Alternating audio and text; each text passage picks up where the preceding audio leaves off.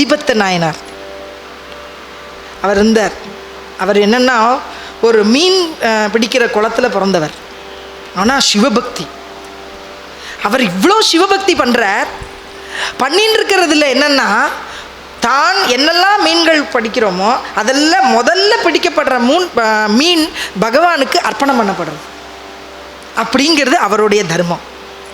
அவர் அதை தர்மமாக கொண்டு இருந்தார். டெய்லி வரக்கூடிய மீன்களில் பார்ப்பார், முதல்ல எந்த மீன் வருது அதை முதல்ல சிவபெருமானுக்கு எடுத்து வச்சிடணும், அதுக்கப்புறம் தான் எல்லாம் அப்படின்னு டெய்லி என்னெல்லாம் வருதோ பகவானுக்கு முதல்ல எடுத்து வச்சுட்டு மிச்ச மீன்கள்லாம் வரும். அந்த மீன்கள்லாம் எடுத்துன்னு போய் அதை விற்கிறதுக்கு அதுக்கப்புறம் அதில் கிடச்சறதுல வச்சுட்டு தான் சாப்பிட்டுட்டு தன்னுடைய வாழ்க்கை நடத்தின்னு இருந்தார். பெரிய சிவபக்தி. கடல்லையே அர்ப்பணம் பண்ணிடுவார். ஆமாம், சிவார்ப்பணம்னு சொல்லிட்டு பண்ணிடுவார். அந்த முதல்ல வர மீனை கொடுத்துட்டு இருந்தார். கொஞ்ச நாள் ஆச்சு அவருக்கு மீனே பிடிபடலை. ஏதோ 1-2 மீன்கள் தான் வந்தது. அந்த மீனையும் சுவாமிக்கே அர்ப்பணம் பண்ணிட்டார். அந்த கடல்லையே விட்டுட்டார். ஒரு நாளைக்கு மீனே கிடைக்கல. அவர் அப்படியே பேசாமே இருந்தார், சாப்பிடாமே இருந்தார். அடுத்த நாள் வந்தது. பகவான் ஒரு சோதனை பண்ணார். என்னன்னா, நீ வரக்கூடிய மீன்களை எனக்கு கொடுக்குறேன், முதல் மீனை எனக்கு கொடுக்குறேன்னு சொல்லிட்டேன், இன்னைக்கு நான் உனக்கு பண்ணுறேன் அப்படின்னு சொல்லிட்டு ஒரு தங்கமாக இருக்கக்கூடிய அதை பல ரத்னங்கள்லாம் பொதிச்ச ஒரு மீன் அவர் எடுக்க அதுலேருந்து வந்தது. பெரிய மீனாக வந்தது. இதை பார்க்குறார். அங்கே பக்கத்தில் இருக்கிறவாள்லாம் பார்க்குற, என்ன தேஜோமய ரூபமாக இருக்கே, தங்க மீன் கிடச்சிருக்கேன் உங்களுக்கு, இவ்வளோ பெரிய மீன் இருக்கு. ஆமாம் கிடச்சிருக்கு. எத்தனை மீன் இருக்குது? ஒரே மீன் தான் இருக்குது. இதை என்ன பண்ணுறது அப்படின்னு, இதை சிவார்ப்பணம் பண்ணுறேன், சிவபெருமாருக்கு நான் அர்ப்பணம் பண்ண போகிறேன் அப்படின்னு. அங்கே இருக்கிறவாள்லாம், நீங்கள் இதை பண்ணாதீங்க, உங்களுக்கு தங்கத்திலே கொடுத்துருக்காரு, இதை யாருக்கு கிடைக்கும், நீங்கள் இதை எடுத்துன்னு போய் இந்த வஸ்துவை நீங்கள் விற்றெல்லாம் உங்களுக்கு பணம் கிடைக்கும், இதை வச்சு நீங்கள் வாழ்நாள் ஃபுல்லாக நல்லா சௌக்கியமாக இருக்கலாமே. முடியாது. என்னோட தர்மம் என்ன, என்னோட ஸ்ரத்தை என்னன்னா, நான் பகவானுக்கு முதல்ல வரக்கூடியதை நான் பகவானுக்கு தான் அர்ப்பணம் பண்ணுவேன் அப்படின்னு சொல்லிட்டு அந்த மீனை அந்த சாகரத்திலேயே அதை விட்டுட்டார். அவர் விடவும் அவருடைய அந்த ஸ்ரத்தா பக்தியை பார்த்துட்டு பகவான் பிரத்யக்ஷமாக சிவபெருமான் நந்தியம் பெருமானோட காட்சி கொடுத்துட்டார். அதனால எப்படி பகவான் நம்மளுக்கு வரார் அப்படின்னா, நம்ம ஸ்ரத்தையாக இருக்கோமா, நம்மளோட பக்தி நன்னா இருக்கா, இதை பார்த்து தான் கொடுத்தார். உல்காமுகன்னு ஒரு அரசன் இருந்தான். அவன் என்ன பண்ணுவான்னா, பல தான தர்மங்கள்லாம் நிறைய பண்ணிட்டு இருந்தான். பண்ணின்னு இருக்கிற இடத்துல அவளோட தர்ம பத்தினி என்ன பண்ணுவான்னா, சத்யநாராயண பூர்த்தி விரதம் பண்ணுவாள், சத்யநாராயண பூஜை பண்ணுவாள். அவன் அப்படி சத்யநாராயண பூஜை பண்ணி அங்கே வர்றவாளுக்கெல்லாம் பிரசாதம் கொடுத்துட்டு அப்புறம் தானும் அந்த பிரசாதத்தை ஸ்வீகரிச்சுட்டு இப்படி நாட்களை ஓட்டின்னு இருக்கிற பொழுது ஒரு வாணிபன் அவன் என்ன பண்ணான்னா, வணிகன், அவன் வியாபாரம் பண்ணக்கூடியவன், அவன் என்ன பண்ணான்னா அங்கே வரான். அவன் உடனே, அம்மா நீங்கள் என்னம்மா பண்ணுறீங்க அப்படின்னு கேட்குறான். நான் சத்யநாராயண மூர்த்தி விரதம் பண்ணுறேன், சத்யநாராயண பூஜை பண்ணுறேன் அப்படின்னு சொல்கிறான். இந்த சத்யநாராயண பூஜை பண்ணுறவாளுக்கு என்னென்னா, அவள் கேட்டதெல்லாம் கிடைக்கும், அவள் மனசில் நினச்சதெல்லாம் பூர்த்தி ஆகும், நல்ல புண்ணியம் கிடைக்கும் அப்படின்னு அந்த அம்மா சொல்கிறான். சொன்ன உடனே எனக்கு அந்த வணிகன் அவன் நினச்சிக்கிறான், எனக்கு ஒரு குழந்தை பிறந்துருத்துன்னா நான் மேலும் இந்த பூஜை நான் இதை மாதிரி பண்ணுறேன், பகவானே சத்யநாராயணமூர்த்தி எனக்கு நான் போய் நானும் வீட்டில் இந்த பூஜை பண்ணுறேன், எனக்கு ஒரு குழந்தை பாக்கியம் கொடு அப்படின்னு வேண்டிட்டு போயிடுறான். தன்னோட மனைவி கிட்ட போய் சொல்கிறான். சொன்ன உடனே அவனும் பூஜை பண்ணணும்னு அவளும் சரி நம்ம 2 பேரும் பூஜை பண்ணுவோன்னு பூஜை பண்ணுறா.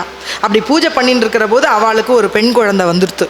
பெண் குழந்தை வந்ததுக்கப்புறம் என்னென்னா, வந்தாச்சுன்னொடனே அவளோட அலுவல்கள் ஜாஸ்தியாக இது ஒரு தரம் பண்ணிவிட்டு இதோட விட்டுட்டான். சரி குழந்தை பிறந்தாச்சு. குழந்தை பிறந்ததுக்கப்புறம் இனிமேல் எப்போ இப்படி எல்லா இடத்துக்கும் போகும்போதெல்லாம் அங்கே பூஜை நடக்கும், அந்த ராஜா வீட்டில் பூஜை நடக்கும். அப்போ இவன் நினச்சிப்பா அப்புறம் பண்ணலாம், சரி இந்த குழந்தை நாளைக்கு நல்லபடியாக கல்யாணம் ஆகி எல்லாம் நல்லா செட்டில் ஆகட்டும், அதுக்கப்புறம் நம்ம உட்காந்து நிம்மதியாக பூஜை பண்ணுவோம் அப்படின்னு நினச்சிக்கிறான்.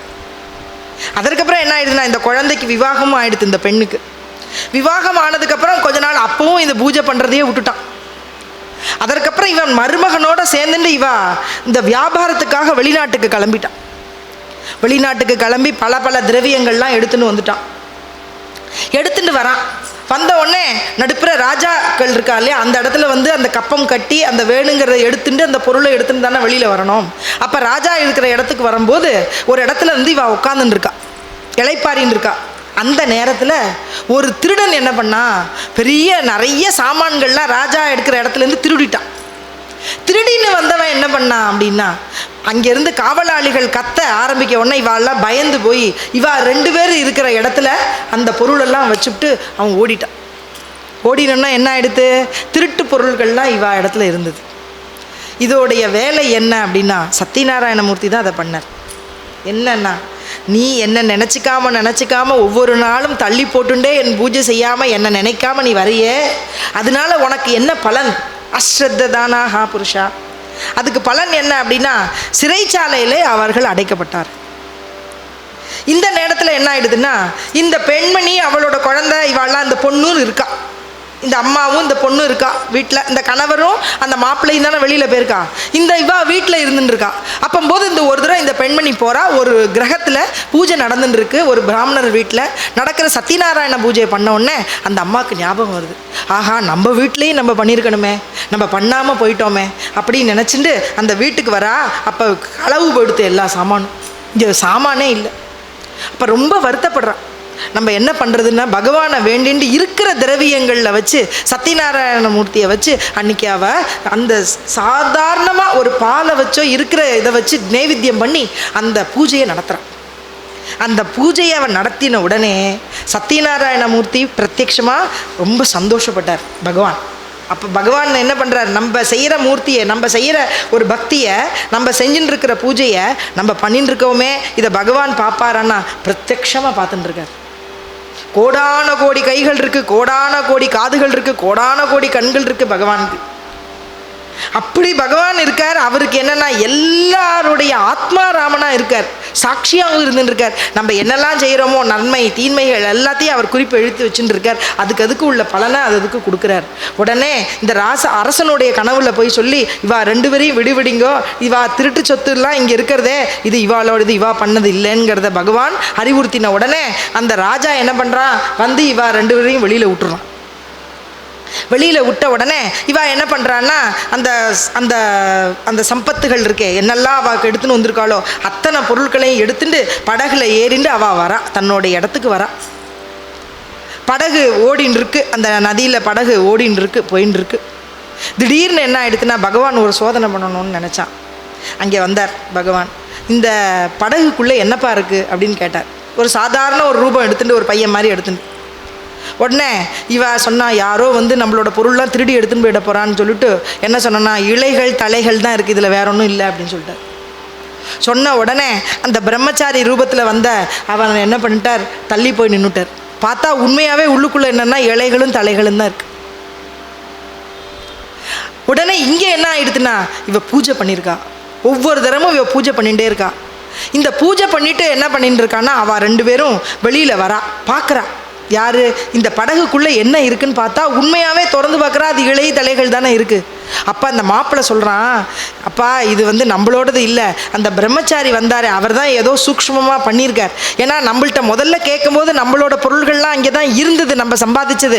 ஆனால் நம்ம அவர்கிட்ட பொய் சொன்னோம், இலை தலைகள்னு சொன்னோம், அதனால இங்கே இருக்கிறதெல்லாம் இலை தலைகளாகவே இருக்கே அப்படின்னா அவர்கிட்டயே போய் நம்ம தஞ்சம் அடைஞ்சிருவோன்னு அவர்கிட்டயே போய் அந்த பிரம்மச்சாரிகிட்ட போய் காலில் விழுந்தா பகவான் பிரத்யக்ஷமாக அனுகிரகம் பண்ணி, அப்பா நீ பண்ணது தப்பு, நான் பகவான் சத்யநாராயணமூர்த்தி உன்கிட்ட முன்னாடி வந்து நிற்கிறேன், என்னுடைய பூஜையை நீ பண்ணுன்னு சொல்லியிருக்க, ஒவ்வொரு நாளும் நீ தடங்கில் போயிட்டே இருக்கியே அப்படின்னு சொல்லியிருக்க.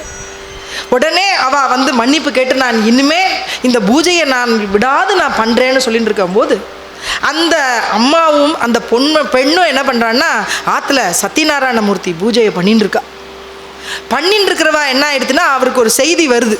என்னன்னா, உங்கள் வீட்டுக்காரரும் அவர் மாப்பிள்ளையும் கிளம்பி வந்துட்டு இருக்காங்க, வந்தாச்சு, ஓடம் வந்து இறங்கிட்டாங்க, எல்லா சாமானும் எடுத்துட்டு இருக்காங்க, உங்களை பார்க்க வராங்க. சொன்னாலோ இல்லையோ இவ என்ன பண்ணினா, அந்த பூஜையை முடிச்சா, சுவாமிக்கு நைவேத்தியம் பண்ணா, பிரசாதத்தை எடுத்து வச்சா, இவ பாட்டு கிளம்பிட்டா. கிளம்பி என்ன பண்ணினா, ஆத்துக்காரரை பார்க்கணுங்கிறதுனால இந்த பெண்மணியும் கிளம்பிட்டா, இந்த பொண்ணும் கிளம்பிட்டா, 2 பேரும் கிளம்பிட்டா. பிரசாதத்தை எடுத்துக்காமே கிளம்பின உடனே அந்த இடத்துக்கு போகிறா. அந்த இடத்துல போனால் திடீர்னு அந்த வந்துன்னு இருக்கிற படகு என்ன எடுத்து பெரிய வெள்ளம் மாதிரி வந்து அதில் மூழ்கிடுது. பார்த்தா இவ 2 பேரும் கரையில் இருந்துறவாளுக்கு திடீர்னு ஒரு வெள்ளம் மாதிரி சுனாமி மாதிரி ஒன்று வந்து எடுத்துன்னு போயிடுத்து உள்ள காணோம்.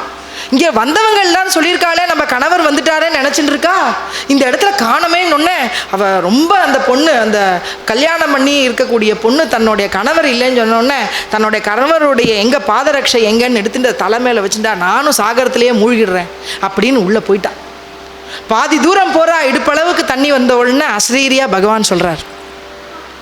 அஸ்ரீரியா என்ன சொல்கிறார், அம்மா நீ ஒரு தப்பு பண்ணிட்ட. என்ன அப்படின்னா, நீ சத்யநாராயண பூஜை பண்ணிட்ட, ஆனால் அந்த பிரசாதத்தை உட்கொண்டுட்டு வர வேண்டாமோ, அதை அப்படியே விட்டுட்டு வந்துட்டியே. அதனால என்ன தெரிஞ்சுக்கணும்னா, சத்யநாராயண பூஜையோ எந்த பூஜை பண்ணினாலும் எந்த கிரகத்தை பண்ணாலும் முதல்ல நைவேத்தியம் ஆனோன்னா அந்த பிரசாதத்தை வாங்கி நம்ம சாப்பிட்டுட்டு தான் கிளம்பணும். அப்படி கிளம்பலைன்னா, அந்த ஸ்ரத்தை நம்மளுக்கு இல்லைன்னா பகவான் நம்மளுக்கு பல இன்னல்களை கொடுத்துருவார். சொல்கிறார் அஸ்ரீரியா, அம்மா நீ இந்த பிரசாதத்தை உட்கொள்ளாமல் நீ வந்துட்ட, அதனால உன் கணவனையும் உன்னுடைய தகப்பனாரையும் நான் மூழ்கும்படி செஞ்சுட்டேன். அதனால நீனும் மூழ்கிறதுக்கு வந்துட்டேன். நீ மூழ்காத, உன்னோட கிரகத்துக்கு போய் நீ முதல்ல பிரசாதத்தை ஸ்வீகாரம் பண்ணிட்டு வா அப்படின்னு சொன்ன உடனே இவ போகிறா. வீட்டுக்கு போய் பகவான்கிட்ட சாட்சாத் நமஸ்காரம் பண்ணி அந்த பிரசாதத்தை எடுத்துட்டு வந்து இங்கே பார்க்குறா. அவள் அந்த கரையில் அவள் 2 பேர் படகும் வருது, அதில் அவள் 2 பேரும் வரா. அப்படியே வந்தோடனே எல்லா குடும்பமே ஒன்றாகி சேர்ந்து. அப்படி பகவான் சத்யநாராயணமூர்த்தி விசேஷ பலன்களை கொடுக்க வல்லது இந்த பூஜை. இது எல்லோரும் பௌர்ணமியிலையும் அமாவாசை தினங்களையும் பல நாட்கள்லையும் நம்மளால் முடிஞ்சது ஒரு கோதுமை மாவோ இல்லை அரிசி பதார்த்தத்தில் பண்ண மாவில் வச்சுட்டோ இல்லை நம்ம பழங்களையோ எதையோ வச்சுட்டு இந்த பூஜையை நன்னா பண்ணி ஸ்ரேயஸாக பண்ணி பாருங்கோ. உங்களுக்கு மென்மேலும் சிறந்ததெல்லாம் வரும். வீட்டில் மென்மேலும் செல்வங்கள் அதிகரிக்கும். குழந்தைகளுக்கு வேலைன்னா வேலை கிடைக்கும். புத்திரபாக்கியம் இல்லைன்னா புத்திரபாக்கியம் உண்டாகும். பௌர்ணமியில் பண்ணுறது விசேஷம். இது மாதிரி சத்யநாராயண பூஜையை விசேஷமாக நீங்கள் எல்லாரும் செய்யணும். என்னென்னா, ஏதாவது ஒரு பூஜையை நம்ம எல்லாரும் செய்யலாம். நம்மளால் விரதம் இருந்து செய்ய முடியாது. இதுன்னா காலங்காத்தால் இருந்து ஒரு பௌர்ணமி அன்னைக்கு இந்த சத்யநாராயணமூர்த்தி படத்தை வச்சு உங்களால் முடிஞ்சது என்னமோ கிருஷ்ணாஷ்டகம் சொல்லி ஒரு பூஜையை பூவை போட்டு ஒரு பிரசாதம் பண்ணி ஒரு கேசரியோ நம்மளால் முடிஞ்சது ஒரு பாலோ ஒரு பாயசமோ ஏதோ வச்சு நைவேத்தியம் பண்ணி பகவானுக்கு அந்த பிரசாதத்தை சாப்பிட்டுட்டு அதில் இருக்கிற கதைகள் இருக்குது, அந்த கதையை சிரவணம் பண்ணணும். உங்களால் எனக்கு பூஜை பண்ண தெரியாதே, பரவாயில்ல, நீங்கள் என்ன பிரசாதம் பண்ணிக்கு நைவேத்தியம் பண்ணுங்கோ வைங்கோ, அதுக்கப்புறம் இந்த கதாசிரவணம் பண்ணுங்கோ, அதை கேளுங்கோ, கேட்டதுக்கப்புறம் நைவேத்தியம் பண்ணிவிட்டு அந்த பிரசாதத்தை எடுத்துக்கோங்க, அதுவே பெரிய பலனும் உங்களுக்கு. இப்படி ஸ்ரத்தா பக்தியோடு இருந்தால் தான் யார் யாருக்கு எவ்வளவுக்கு எவ்வளவு ஸ்ரத்தை இருக்கோ, எவ்வளவுக்கு எவ்வளவு பயபக்தி இருக்கோ அவ்வளவுக்கு அவ்வளவு அவளுடைய வாழ்க்கை ஸ்ரேயஸாக நடக்கும் அப்படிங்கிறத சொல்லி பகவான் சொல்கிறார். இல்லை உங்களை ஜன்ம மிருத்யு அப்படிங்கிற சூழலில் நான் உங்களை ஆக்கி விட்டுடுவேன் அப்படிங்கிற விஷயத்தையும் சொல்லி ஸ்ரத்தையாக இருக்கணுங்கிற விஷயத்த சொல்கிறார். தைசா ஹிருதயா மத்தியே மீராமு அசதா சர்வ சுகாச்சா ஆராமு கீ பிராந்தா சீகாமு விஷயாவரி. இப்படி ஹிருதயத்துக்குள்ளே நான் இருக்கக்கூடியவனா இருக்கேனே, நான் யாரு அப்படிங்கிறார். ஜெய ஜானனேயா அவகியாஞ்சா காவி குருத்வாச்சி ஆச்சாரிய பதவி ஜெய சக்கல குஹ்யாஞ்சா கோசாவி பவித்ரா ராவ். இந்த கலை சொல்கிறேனே, குஹ்யமான ஒரு விஷயத்தை நான் சொல்கிறேனே, ரகசியமான ஒரு விஷயத்தை சொல்கிறேனே, அந்த விஷயம் அர்ஜுனா அது என்னன்னா எல்லா இடத்திலையும் சிறந்ததாக சொல்லப்படுறது, எல்லாருடைய மனசும் ஆலயமாக சொல்லப்படுறது. அப்படிப்பட்ட ஆலயத்தில் குருத்வாச்சி ஆச்சாரிய பதவி, குரு எப்படி ஒரு விஷயங்களையோ ஒரு மனிதனுக்கு குருவானவன் எவ்வளவு தேவைப்படுகிறானோ அது மாதிரி இந்த வாழ்க்கை சூழல்ல இருக்கக்கூடிய மனிதர்களுக்கு இந்த முக்கியமான ரகசியமான இந்த விஷயம் தேவை. அது என்னன்னா, குருவுக்கு மேல குருவுக்கு உள்ள சமமாக இருக்கக்கூடிய விஷயம் ஆச்சாரிய பதவி அப்படின்ட்டார். இந்த ஆத்ம தத்துவம் என்ன? ஆச்சாரிய பதவி அப்படின்ட்டார். சக்கல குஹ்யாஞ்சா கோசாவின்ற எல்லா ரகசியங்களுக்கும் மேல அதிபதியா இருக்கக்கூடியது என்னன்னா இந்த வித்தை. இந்த வித்யை என்ன? பவித்ராராவோ, பவித்திரமானது. ரொம்ப ராஜாக்கள்லாம் மிக உயர்ந்த ராஜாவாக இருக்கக்கூடியது ராஜவித்யா ராஜகுஹ்ய யோகம். அப்படிப்பட்ட யோகம் என்னன்னா ஆத்ம வித்யைங்கிறத நீங்கள் எல்லாரும் பிடிச்சிக்கோங்க. இதுக்கு என்ன வேணும்னா ஸ்ரத்தை வேணும், இதுக்கு என்ன வேணும்னா குருவோட அனுகிரகம் வேணும், சாஸ்திர சம்பிரதாயத்தில் விசேஷமான நம்பிக்கை வேணும், இதெல்லாம் வச்சுக்கோங்க அப்படின்னு சொல்லி இந்த ஸ்லோகத்தில் முடிக்கிறார். அடுத்த ஸ்லோகத்தை ஆரம்பிக்கிறார். என்ன சொல்கிறார்? மயா ததம் இதம் சர்வம் ஜகதவ்யக்தமூர்த்தினா மஸ்தானி சர்வபூதானி நச்சாஹம் தேஷ்வவஸ்திதஹ.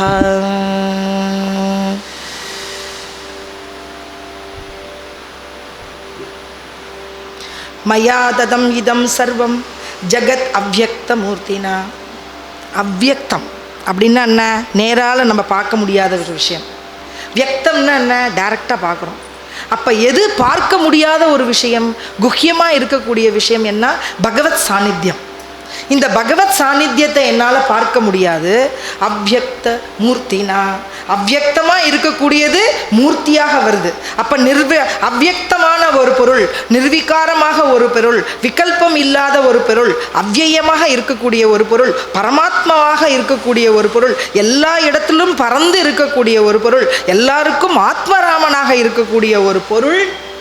அது எப்படி இருக்கு அப்படின்னா ஜகத் அவ்யக்த மூர்த்தினா, எல்லாத்துக்கும் ரகசியமாக இருக்கிறது மூர்த்தமாக தரிச்சுட்டு வந்திருக்கு. மயாததம் இதம் சர்வம். இது மட்டும் இல்லாமல் எல்லா இடத்துலையும் இது பரவி இருக்கு. மஸ்தானி சர்வபூதானி நச்சாகம் தேஷ்வவஸ்திதா. மஸ்தானி சர்வபூதானி, அது மட்டும் இல்லாமல் என்னோட இடத்துல என்னோட சேர்ந்தவா அத்தனை பேரும் என்னன்னா எல்லா பூத்தர்களும், அதாவது எல்லா பிராணிகளும் எல்லா உயிரினங்களும் என்ன சேர்ந்தவா, அது எல்லாம் என்கிட்ட இருக்கு.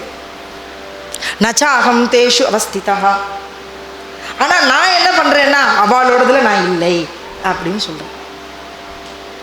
இந்த பூத கிரக விசேஷங்கள்லாம் இருக்கே, நம்ம இந்த உலகத்தில் இருக்கிற உயிர், இந்த ஜீவராசிகள் இருக்கே, அத்தனைக்கும் நான் தான் தலைவன், நான் தான் அதிபதி, எல்லாம் என்கிட்டருந்து தான் வந்திருக்கு, எல்லாத்துக்கும் காரணகர்த்தா நான் தான். ஆனால் நான் என்கிட்ட எல்லாமே இருந்துருக்கு அப்படின்னு கிருஷ்ண பரமாத்மா சொல்கிறார். ஆனால் நான் அந்த பொருள்களில் இருப்பதில்லை, அந்த ஜீவராசிகளில் நான் இருப்பதில்லை. அப்படின்னா என்ன அர்த்தம்? இப்போ நம்மளாம் இருக்கோம், நம்மள்கிட்ட பகவான் இருக்காரா? இருக்கார். எதில் இருக்கார்? நம்ம ஹிருதயத்துக்குள்ளே இருக்கார். அந்த சக்தியாக இருக்கார், அதை அனுபூதியாக இருந்துருக்கார், நம்மளை ஆக்டிவேட் பண்ணிட்டு இருக்கார். இதை உணர்றோம். எது இல்லை அப்படிங்கிறத எப்படி முடிஞ்சுக்கிறோம்? வெறும் தலையை முடியை எடுத்துட்டோன்னு வச்சுக்கோங்க, நல்லா வாரிட்டு தலைமுடியை எடுத்து வெளியில் போடுறோம், தனியாக எடுத்துட்டோன்னு வச்சுக்கோங்க, அதில் சீப்பில் விட்டுன்னு இருக்கோம், அதுக்கு மரியாதை கொடுக்குமான்னு அது தூக்கி போட்டுருவோம். ரைட்டா? அதுக்கு அதில் சாநித்தியம் இல்லை. இந்த ஆத்மாவோட ஒட்டின்னு இருக்கிற பொருளுக்கு தான் அந்த சாநித்தியம் இருக்கிற வரைக்கும் தான் அந்த பொருளுக்கு மரியாதை. அதுக்கப்புறம் அந்த பொருள் வேஸ்டாக போயிடும். மரம் இருக்குது, அந்த மரத்தில் இருக்கிற இலைகள்லாம் அதோடு இருக்கிறதோட ஜீவனமாக இருக்குது. அதுக்கப்புறம் அதுலேருந்து உதிர்ந்து போயிடுத்துனா அது காஞ்சு போயிடுறது. அந்த பழங்கள்லாம் எடுத்துட்டோம்னா அப்புறம் அந்த பழம் கொஞ்ச நாள் இருக்குது, அந்த பழம் அதுக்கப்புறம் வேஸ்ட்டாக போயிடுறது. அதனால எல்லோரும் சாப்பிட்டா நல்லா இருக்கும். ஏன் அப்படி ஆகுதுன்னா இந்த உலகமே மாறுதலுக்கு உட்பட்டது இல்லையா? நம்ம இருக்கோம், நம்ம கையை மட்டும் தனியாக எடுத்துட்டோன்னு வச்சுக்கோங்க, அந்த கைக்கு ஏதாவது உயிர் இருக்குமா? இல்லை, அந்த கை என்ன ஆகும்? போயிடும். அப்போ இதுலேருந்து என்ன தெரியுது? எது இருக்கிறதுனால இந்த உடம்பு நன்னா இருக்குது அப்படின்னா இந்த உடலுக்குள்ளே இருக்கிற அந்த ஜீவனாக சொல்லக்கூடிய ஆத்ம தத்துவம் இருக்கிறதுனால தான் நம்ம நல்லா சோபிக்கிறோம். உயிர் போயிடுத்தான்னு கேட்டால் என்ன நடக்குது? முதல்ல சக்தி எல்லாம் போயிடுறது. அதற்கப்புறம் கொஞ்ச நேரம் கழித்து இந்த ஜீவன் கடைஞ்சு இந்த ஜீவனும் போயிடுறது. அதுக்கப்புறம் இந்த உடல்னால என்ன பிரயோஜனம்? அந்த உடலில் அக்னி சம்ஸ்காரம் பண்ணிவிடுறோம். ரைட்டா? இதே மாதிரி பிராணிகள் அத்தனைக்கும் இப்படிதானே நடக்கிறது. அப்போ எது இருக்கிற வரைக்கும் அதுக்கு பிரயோஜனமாக இருக்குது, அது எது இருக்கிற வரைக்கும் அது ஐஸ்வர்யமாக கருதப்படுகிறது, எது போச்சு அதுக்கப்புறம் அந்த ஐஸ்வர்யம் போச்சு அப்படின்னாக்கா இந்த ஆத்மஸ்வரூப ஞானம்ங்கிறது இருக்கிற வரைக்கும் தான், இந்த ஜோதி இருக்கிற வரைக்கும் தான், இந்த சக்தி இருக்கிற வரைக்கும் தான் இந்த உடம்பு நன்னா இருக்கும். அதுக்கப்புறம் இது வேஸ்ட்டாக போயிடும். அப்போ மாறுதல் அடையக்கூடியதாக ஆயிடுத்து, இந்த ஆத்மா திருப்பியும் வெளியில் போயிடும். பகவான் சொல்கிறார், அதனால என்னோட சாநித்தியத்தில் இந்த சிருஷ்டியானது வெளியில் வந்திருக்கு, என்னோட சாநித்தியத்தில் இந்த சிருஷ்டி இருக்கு. வெறும் சிருஷ்டி மட்டும் இருந்தது நல்லா இருக்குமா? வெறும் வீடு இருக்கு நல்லா இருக்குமா? அதில் வீட்டில் நடுப்புற ஒரு விளக்கேற்றி வச்சா நல்லா இருக்கும். ரைட்டா? அதே மாதிரி தானே ஒரு பெரிய ஒரு பண்டிதர் இருக்கார் அப்படின்னு பண்டிதர்னு பேர் சொன்னாப்புல போடுமா? அவர் 6 விதமான அந்த வேலைகள் செஞ்சுட்டு இருக்கணும். செஞ்சுட்டு இருந்து அது எல்லாருக்கும் அவர் சொல்லணும், சொல்லி கொடுக்கணும், தானம் கொடுக்கணும், தானத்தை வாங்கி கொடுக்கணும். இந்த மாதிரி வேலைகள்லாம் அவர் செஞ்சாருன்னா அவர் ஆச்சாரியெல்லாம் சொல்லப்படுறார், அது நடக்கும். அதெல்லாம் இல்லைன்னா அவர் ஆச்சாரியாலும் எப்படி சொல்லப்படுவார்? இல்லையா? எந்த காரியமும் எதை வச்சும் அந்த சாநித்தியம் இருக்கிற வரைக்கும் தான். அப்போ அந்த சாநித்தியம் இல்லைன்னா அதுக்கு பிரயோஜனம் இல்லை. அதனால பகவான் சொல்றார், என்கிட்ட இருந்து தான் இந்த பிரபஞ்சமே வந்திருக்கு. இதுதான் ரகசியமான ஆதாரமான இந்த ஸ்லோகம். இதுதான் முதல்ல சொல்றார், என்கிட்ட இருந்து எல்லாமே வந்திருக்குப்பா அர்ஜுனா, தெரிஞ்சுக்கோ. ஆனால் அதுக்குள்ள நான் இல்லை, அதை நீ அண்ணா புரிஞ்சு. அப்படின்னா என்ன அர்த்தம் அப்படின்னா, பகவான் படைச்சிட்டார், அவர் சாநித்தியத்தை பிரகிருத்திகிட்ட கொடுத்துட்டார். அந்த பிரகிருதி வெறும் ஆக்டிவேட் பண்ண முடியாது. அம்பாலே இருக்கா, இந்த உடம்பை மட்டும் வச்சுட்டு என்ன பிரயோஜனம்? அதுக்குள்ள ஆத்மாங்கிற உயிர். அந்த குழந்தை பறக்கும்போது வெறும் குழந்தை இப்படி வந்து அப்படி வச்சுப்பா டாக்டர், அது அப்படி ஒன்றும் இல்லைன்னா 2 தட்டு தட்டுவா, உடனே அழும். அப்போ தான் அதுக்கு உயிர் வரும். அப்படி உயிர் வரலைன்னா அந்த குழந்தை இருக்கிறதுல பிரயோஜனம் இல்லையா? அப்போ அது வரணுங்கிறதானே நம்ம ஆசைப்படுவோம். அது மாதிரி இந்த உலகத்தில் நான் எல்லா இடத்துலையும் சாநித்தியமான பொருளாக நான் இருக்கேன். ஒரு செடியிலேருந்து, ஒரு கொடியிலேருந்து, ஒரு பூலேருந்து, ஒரு புழுலேருந்து எல்லாத்துலேயும் நான் இருக்கேன். அந்த நான் இருக்கேங்கிறதுல சொல்றார் பகவான். அதுல என்னோட சாநித்தியம் இல்லைன்னா அது வாடிடும், அது போயிடும், அது மாறுதலுக்கு உட்பட்டது. அதனால அதில் நான் இருப்பதில்லை. நான் என்னோட கலந்து இருக்கிற வரைக்கும் தான் நான் இருக்க முடியும். இந்த அங்கங்கள்லாம் நான் இருக்கிற வரைக்கும் தான் இருக்கும். அதுக்கப்புறம் இந்த அங்கங்கள் பிரயோஜனம் இல்லை. அதே மாதிரி இந்த சிருஷ்டி பிரபஞ்சம் எல்லாமே என்னுடைய ஆதாரத்தில் நடந்துட்டு இருக்கு. நான் அந்த ஆதாரம் இல்லைன்னா, நான் போய்க்கிறேன்னா என்கிட்டயே எல்லாம் வந்து லயமாயிடுது. சரி, நான் வரணும்னு ஆசைப்படுறேன்னு வச்சுக்கோங்க, திருப்பியும் நானே இந்த பிரளயத்திலேருந்து நானே உண்டாக்கி, நானே பீஜத்தை எடுத்துன்னு வந்து திருப்பி நானே இதை போடுறேன். நான் அதுக்கு சாநித்தியமாக நான் இருந்துட்டு இருக்கேன், சாட்சியாக இருந்துட்டு இருக்கேன். பிரகிருத்தியானவள் என்னோட சேர்ந்து கலந்து இந்த சிருஷ்டியை உண்டு பண்ணுறா அப்படின்னு தான் சொல்கிறேன். அதுக்கு தான் சொல்கிறார், முதல்ல என்ன சொல்கிறார்? ஏரவி மீத்தரி கைசா முகா பிரதி பானுகா ஜெய்சா கஹி நசே ந திசே ஐசா வாணிச்சா நவே. என்ன சொல்கிறார்? ஏரவி மீத்தரி கைசா, நான் எப்படிப்பட்டவனாக இருக்கேன்னு தெரியுமா அர்ஜுனா? முகா பிரதி பானுகா ஜெய்சா, என் கண்ணுக்கு முன்னாடி பிரத்யக்ஷ தெய்வம் என்ன? சூரிய நாராயணமூர்த்தி. நம்மளுக்கு டெய்லி நம்ம பார்க்கக்கூடிய பொருள் என்ன? பார்க்கக்கூடிய தெய்வம் என்ன? சூரிய நாராயணமூர்த்தி. என் கண்ணுக்கு முன்னாடி இருந்துருக்கேன், எல்லாரும் என்னை பார்க்கலாம். அப்படி இருக்கிறது கஹி நசே நான் திசே ஐசா, நான் தெரிய மாட்டேங்கிறது யாருக்கா சொல்லுவாளா? ஒரு சின்ன குழந்தை கூட வாசலில் போனால் சூரியனை பார்க்குறதே, காத்தால் வந்தோடனே சூரியன் தெரியறாரு, சாயந்தரம் உதயம் மாதிரி அஸ்தமனம் ஆகிற வரைக்கும் நான் இருக்கேன். நான் இல்லைன்னு சொல்ல முடியறது இல்லையே.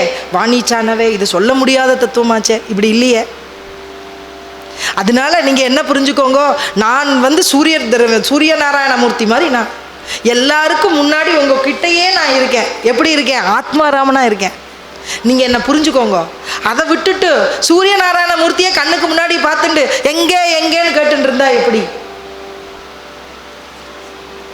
மாஜியா விஸ்தார லேபனா நாவே ஹே ஜகச்சினோ ஹே ஆகவே ஜைசே தூத் முராலே ஸ்வபாவே தரி தே சேதஹி. என்கிட்ட இருந்துதான் இந்த பிரபஞ்சம்ங்கிற விஸ்தாரமானது உண்டாயிருக்கு அப்படிங்கிறார். அதுக்கு என்ன சொல்கிறார்? எக்ஸாம்பிள் சொல்கிறார். என்ன? ஜைசே தூது முராலே ஸ்வபாவே தரி தே சேதஹி. பாலுக்குள்ளே என்னெல்லாம் மறைஞ்சிருக்கு? பாலுக்குள்ளே என்னெல்லாம் மறைஞ்சிருக்கு? தயிராருது, மோராருது, வெண்ணெயாருது, நெய்யாருது. அப்போ நெய் வரைக்கும் அதுக்குள்ளே எல்லா விஷயங்களும் எதுக்குள்ளே இருக்குது? அந்த பாலுக்குள்ளே இருக்குது. அந்த பால் இருக்கிற போது எப்படி இருக்குது? அது சுத்தமாக இருக்குது. அந்த சுத்தம் இருக்கக்கூடியதுல ஒரு விகல்பமாக ஒரு தயிரை எடுத்து நம்ம உரக்குத்தினோம்னா அது விகல்பம் கலக்கிறது. அதுபோல் இந்த சிருஷ்டியை நான் எப்படி உண்டாக்குறேன் அப்படின்னா, நான் என்கிட்டேருந்து நான் என்னை பார்க்கணும்னு ஆசைப்படுறேன், அதனால என்கிட்டேருந்து நானே வெளியில் வரேன். அப்படி ஏக்நாத் மகாராஜ் அதுக்கு பிரமாதமாக ஒரு விளக்கம் கொடுத்துருக்காரு. இன்னைக்கு அதை பார்க்க போகிறோம். என்ன சொல்கிறார்? ஜைசே தூத் முராலே ஸ்வபாவே. இந்த ஸ்வபாவமாக இருக்கக்கூடிய இந்த பாலே திரிஞ்சா என்ன பண்ணிடுறது? தயிரா மாறுறது. தயிரா மாறினதுக்கப்புறம் அதுலேருந்து என்ன கிடைக்கிறோம்? அந்த தயிரை கடையிறோம், அதுலேருந்து மோர் வந்துடுது, மோர்லேருந்து வெண்ணெய் உண்டாருது. அந்த வெண்ணெயை காய்ச்சினா அதில் நெய் உண்டார மாதிரி இந்த உலகத்தில் இருக்கிற சிருஷ்டியில் நான் ஒத்தரையாக படைக்கிறேன். நான் எப்படிப்பட்டவனாக இருக்கேன்? பாலாக இருக்கேன். அதுக்கப்புறம் இந்த தயிர் மாதிரி இந்த பிரபஞ்சத்தில் பிரகிருத்தியோட விசேஷங்கள்லாம் மகத்தத்துவமானது கலக்கும்போது நானே விஸ்தாரமாக ஆகிறேன், என்னோட சக்தியை நான் கொடுக்குறேன். அதனால் எல்லாமே இந்த பிரபஞ்சமே நடந்துட்டு இருக்கு. இந்த பூமி சுற்றுறதுன்னா பூமிக்கு நடுப்புற இருக்க ஆதார சக்தியாக நான் இருக்கேன். சூரியன் வந்து இருக்கார் அப்படின்னா சூரியனுக்கு ஒளி கொடுக்கறது நான் கொடுக்குறேன். நான் தான் இருக்கேன். சூரியன் பூமியை ஆக்டிவேட் பண்ணிட்டு இருக்கேன். நான் தான் சுற்றுறேன். பூமி சூரிய நாராயணமூர்த்தி சுற்றுறேன், நானும் சுற்றி வந்துட்டு இருக்கேன். இந்த கேலக்சியை உண்டு பண்ண நான் தான். அகிலாண்ட கோடி பிரம்மாண்டமாக இருக்கிற நாயகனாக இருக்கக்கூடியவன் நான் தான் அப்படின்னு கிருஷ்ணன் சொல்கிறார்.